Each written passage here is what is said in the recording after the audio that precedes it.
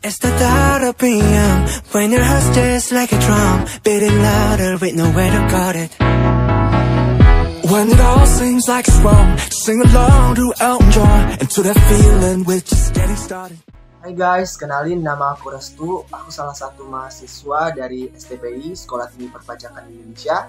Dan hari ini aku bakalan buat tugas video mengenai salah satu topik tentang akuntansi, yaitu sistem informasi akuntansi.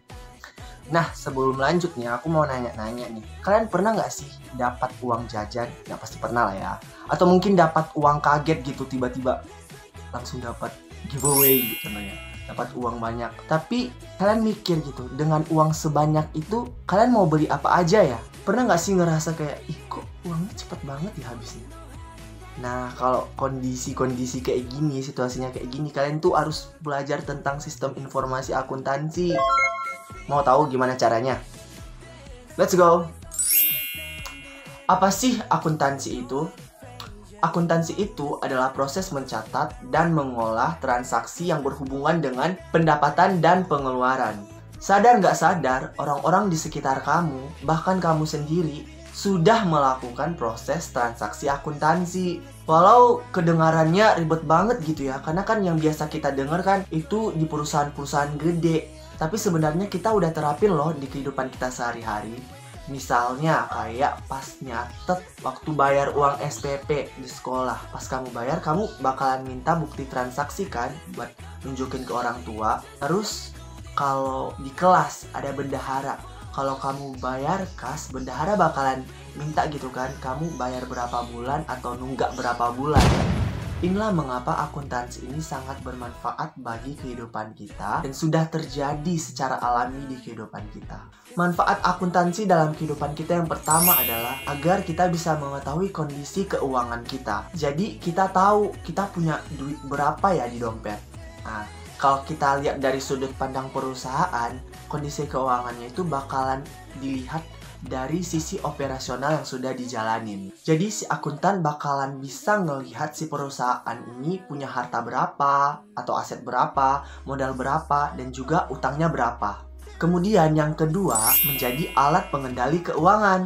Kalau kamu tahu duit kamu berapa, kamu bisa mantau kira-kira cukup nggak ya sampai akhir bulan, atau mau beli apa ya gitu kan, biar nggak boros dan bisa hemat. Kalau kita nyatet semua pengeluaran dan pendapatan kita bakalan tahu mana yang bakalan jadi prioritas dan mana yang bukan jadi prioritas. Terus kita juga bisa tahu pengeluaran bulan lalu berapa gitu, biar bulan ini nggak bakalan beli hal yang nggak penting-penting lagi. Contohnya cuma sekedar, ih kayaknya keren deh ini keren banget sih gitu kan, contohnya nggak usah dibeli ya.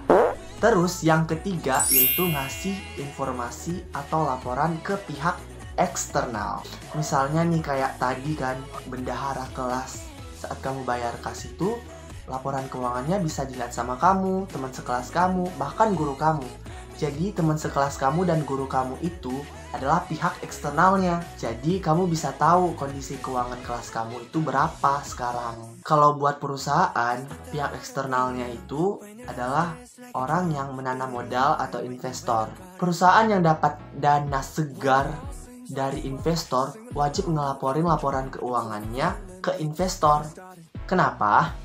Karena si investor ini nggak secara cuma-cuma doang ngasih duitnya ke perusahaan kamu, tapi dia itu punya tujuan karena dia pengen dapat keuntungan kalau dia naruh uangnya dia ke perusahaan kamu. Singkatnya itu, para investor butuh informasi keuangan perusahaan itu biar mereka bisa mengukur kemampuan si perusahaan, apakah ke depan bisa ngelola duit mereka dan bisa dapat keuntungan. Nah, kalau perusahaannya nggak bagus, kondisi keuangannya nggak bagus, para investor berhak mengambil kembali modal mereka dan mencari perusahaan lain yang bisa ngelola duit mereka dan mendapatkan keuntungan tentunya. Yang keempat, jadi bahan evaluasi perusahaan. Jadi akuntansi dapat membantu perusahaan buat melihat gimana sih kondisi perusahaannya. Perusahaan dapat ngelakuin evaluasi tentang kinerja perusahaannya, apakah udah tepat atau ada yang perlu dibenerin lagi melalui laporan keuangan tersebut gitu. Nah, laporan keuangan ini dipakai sama dua pihak. Siapa saja mereka? yaitu pihak internal dan pihak eksternal. Kalau pihak eksternal sudah kita bahas ya di sebelumnya, ada investor yang melihat laporan keuangan perusahaan itu, jadi dia bakalan mau investasi di perusahaan itu atau bakalan pindah ke perusahaan lain. Terus ada lagi nih pihak eksternal lain, mau tahu? Yaitu adalah konsumen.